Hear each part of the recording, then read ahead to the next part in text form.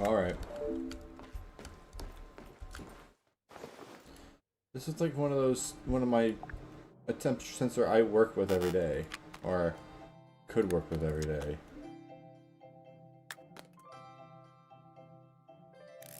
And also these are all honestly, super simple devices. They don't have much to them in terms of components. And most of them is just basically a PCB and... see. Most of the time it's just a PCB. Battery's good. Back screen's bad, so we can replace that. Back to this bad boy. Microchip's good. Pressure temperature sensor's good. Transistor's bad.